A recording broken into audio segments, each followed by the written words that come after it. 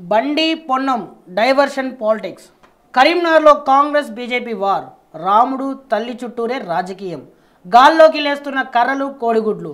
అయోధ్యపై పొన్నం విమర్శలు చేశారన్న బండి, పొన్నం తల్లిని ఉద్దేశించి బండి తీవ్ర వ్యాఖ్యలు. సంజయ్ యాత్రపై కాంగ్రెస్ వరుస దాడులు. బండికి పొన్నం స్ట్రాంగ్ కౌంటర్. బీఆర్ఎస్ను సైడ్ ట్రాక్ చేసేందుకేనని విమర్శలు. బండి సంజయ్ ప్రస్తుత కరీంనగర్ ఎంపీ బండి సంజయ్ ఇదివరకైనా పనిచేసిన ఇప్పుడు ప్రజెంట్ మంత్రి పొన్నం ప్రభాకర్ మధ్య ఒక పాలిటిక్స్ డైవర్షన్ చేసే ప్రయత్నం చేస్తారు. అంటే తొందరలో ఎలక్షన్స్ ఉన్నాయి, మేబీ మార్చ్ ఫస్ట్ వీక్లో పార్లమెంట్ ఎన్నికలకు సంబంధించి నోటిఫికేషన్ వస్తుందని చెప్పేసి ఆల్రెడీ మనకు తెలుస్తున్న సమాచారం. ఈ పాలిటిక్స్ టైంలో వీళ్ళు ప్రయత్నం ఏంది, ప్రచారం చేసే ప్రయత్నాలు పక్కన పెట్టి ఈ పాలిటిక్స్ డైవర్ట్ చేస్తారు. అంటే ప్రస్తుతం ఏంటంటే ఎంపీకి ఉన్న బండి సంజయ్ చేసింది ఏం లేదు, ఆయన పైసలు ఇది తెచ్చి అక్కడ అభివృద్ధి చేసింది ఏం లేదు. అక్కడ యువతను రెచ్చగొట్టి ఏదో గుళ్ళు గోపురాల పేరు చెప్పుకొని ఈ 5 ఏళ్ళు అటు గడిచిండు. అంతమించి ఆయన చేసింది ఏం లేదు, అక్కడ స్థానికంగా పోతే అంతమించి చేసింది ఏం లేదు. అది ఇప్పుడు ఏం చేయాలి మరిగా? ఆయన కాంగ్రెస్ పార్టీకి వెళ్ళి ఎవరుంటారో కూడా పేరు తెలియదు. ఈయన బీజేపీకి వెళ్ళి పోటీ చేసిన అనౌన్స్మెంట్ వచ్చింది, కాంగ్రెస్కి ఎవరు వస్తుందో తెలియదు. ఆయన కరీంనగర్ మాజీ ఎంపీ. ఇప్పుడు ఏం చేయాలి? పార్టీకి డైవర్ట్ చేయాలి, ఇంకోటి పేరు రావద్దు, మనమే నువ్వో నేనో. మనం ముందుకెళ్ళి చెప్తున్నాను, ఇద్దరు ఒకటే చీకటి. నిన్న బయటపడ్డది, బట్టబయలైపోయింది. నిన్న వీళ్ళ పొత్తు వ్యవహారం ఏందో నిన్న భువనగిరి మున్సిపల్ చైర్మన్ ఎన్నికలో బయటపడ్డది. వీళ్ళ పాలిటిక్స్లో మన నువ్వో నేనో మూడో వ్యక్తి జరగొద్దు, రావద్దు. ఎవరు మూడో వ్యక్తి అంటే బీఆర్ఎస్ మాజీ ఎంపీ వినోద్ కుమార్ గారు. ఆ పేరుకి వెళ్ళి ప్రజెంట్ వాళ్ళ పేరు పడుతుంది అక్కడ లోకల్లో. ముగ్గురే మామూలు త్రిముఖ పోటీ ఉంటుంది. ఆయన రానియొద్దు, మనమే నువ్వో నేను అని చెప్పేసి వీళ్ళు ఏదైతుందో ఈ పాలిటిక్స్ డైవర్ట్ చేసి నువ్వు కొట్టినట్టు చేయి, నేను స్టార్ట్ చేస్తా, నీకు ఇచ్చినట్టు చేస్తా, నువ్వు స్టార్ట్ చేయని చెప్పే ప్రయత్నం చేస్తారు వీళ్ళిద్దరు. దీనివల్ల వీళ్ళు చేసే ఇది డైవర్షన్ పాలిటిక్స్ వల్ల దెబ్బతినేది ఆగమేది అక్కడ ఉన్న లోకల్ ప్రజలే.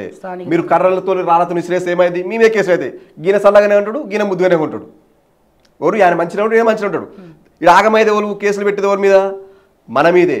ఎవరైతే జెండా మోసిన వాళ్ళో వాళ్ళ మీదే కేసులు, వాళ్ళ మీదే ఉంటాయి. చెప్తారు ఏ మై ఊనా తూ జానా అని చెప్పేసి అంటారు, కానీ అలాంటివి ఏముండవు. అనవసరంగా మీ లైఫ్ నాగం చేసుకోకండి, అనవసరంగా మీ క్రెడిబిలిటీ దెబ్బ తీసుకోకండి.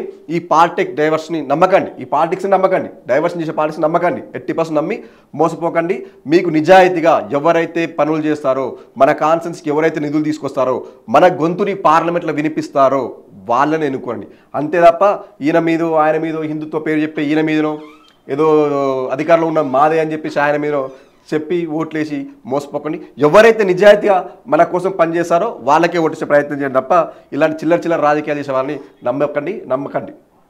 ఒక అంశాన్ని పక్కదారి పట్టించాలంటే అంతకంటే ఆసక్తికరమైన మరో అంశాన్ని తీసుకొచ్చి ప్రజల ముందు పెట్టాలి. కరీంనగర్లోనూ అదే జరుగుతుంది అనేది మాట వినిపిస్తోంది. ఒకవైపు రాముడి పేరు, మరోవైపు తల్లి, ఇలా 2 సున్నితమైన అంశాలతో కాంగ్రెస్ బీజేపీ రాజకీయాన్ని నడిపిస్తున్నాయి. సరిగ్గా ఎన్నికల ముందు ఈ వ్యవహారం తెరపైకి వచ్చింది.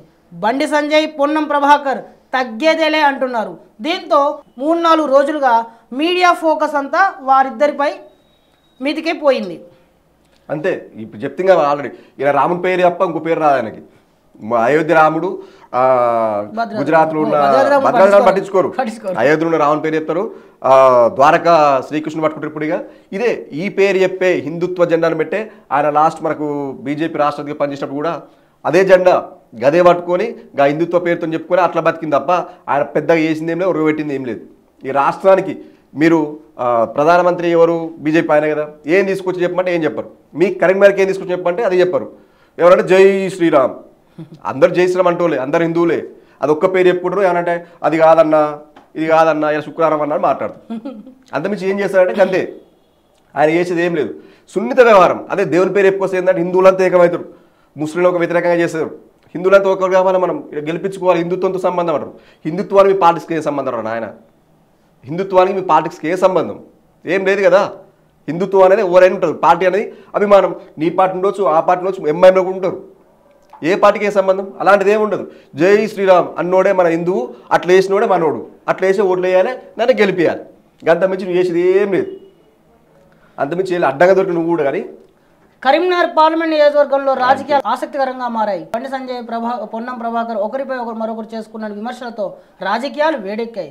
రాముడి విషయంలో తప్పుగా మాట్లాడారని పొన్నం ప్రభాకర్పై బండి సంజయ్ తీవ్ర ఆరోపణలు చేశారు. రాముడు అయోధ్యలోనే పుట్టాడా అని పొన్నం అడుగుతున్నారు. మరి మీరు మీ అమ్మకు పుట్టారా అని గ్యారంటీ ఏంటని బండి సంజయ్ మాట్లాడారు. ఇదే పెద్ద ఇష్యూ. అంటే ఈయన రాముడు అయోధ్యలోనే పుట్టిన ఇట్లా గ్యారంటీ ఎట్లా నమ్మాలని చెప్పేసి పొన్నం ప్రభాకర్ గారు అడిగిండంట. అడుగుతాడు. సరే అని అడిగిండు. ఆయనకి ఏం చేయాలి నువ్వు సమాధానం చెప్తే, అరే బాబు ఎవిడెన్స్ ఉన్నాయి అట్లా ఎన్ని ఉన్నాయి కాబట్టే కదా శాస్త్రీయంగా మనం చూసిన తర్వాతనే అక్కడ గుడి కట్టినని చెప్పి సమాధానం చెప్పాలి. కానీ మీ అమ్మకు నువ్వు ఉట్టిన గ్యారంటీ ఏందని ఒక అమ్మ పైన ఈ రకంగా మాట్లాడమంటే ఎట్లా మరి మీకు ఎంతవరకు సమంజసమే? దీన్ని ఎట్లా సున్నితంగా తీసుకోవాలి, ఎట్లయితే బయటకు వెళ్తుంది, ఎట్లయితే మన హైప్ కోసం, ఎట్లయితే మన ప్రచారంలో ఉంటాం, ఆ మీడియా అంతా మన వైపు రావాలంటే ఏం చేయాలి? రెచ్చగొట్టే ప్రయత్నం చేసేదే బీజేపీ. ఆ రెచ్చగొట్టే ప్రయత్నం చేసేదే బీజేపీ. కాబట్టి ఏం చేసినంటే మీ అమ్మకు నువ్వే పుట్టినవనే గ్యారంటీ ఏంటి అంటే, ఎంత సిగ్గుమాలండి బండి సంజయ్ గారు. మీరు ఈ రకంగా మాట్లాడతారా? ఈ రకంగా ఎందుకంటే రెచ్చగొట్టాలి. మనం ఏదో రకంగా రెచ్చగొట్టుకొని డైవర్షన్ అంతా మన దగ్గరనే ఉండాలి. మనకాయ ఫోకస్ బండి సంజయ్ మీదనే ఉండాలి. అన్ని ఏ ఛానల్ పెట్టినా బండి సంజయ్ పేరు పడాలి, ఏ పేపర్స్ బండి సంజయ్ పేరే ఉండాలి. సో ఆ రకంగా చేసే ప్రయత్నం చేస్తున్నమాట ఆయన. ఇక మళ్ళీ వాళ్ళిద్దరు గొడవది ఏముండదు, అలాయ్ బాలాయ్ రేపు పొద్దుగాలు చూడండి మీరు. ఢిల్లీ దుష్మన్ బోని చెప్తా దాని గురించి. ఇప్పుడు దీన్ని మన మొదటికి చెప్తే నమ్మరు. ఇలా ఇట్లా అన్నారు కదా, రేపు ఎలక్షన్స్ అయిపోయి చూడు అలాయ్ బాలే అన్న అంటే అన్న.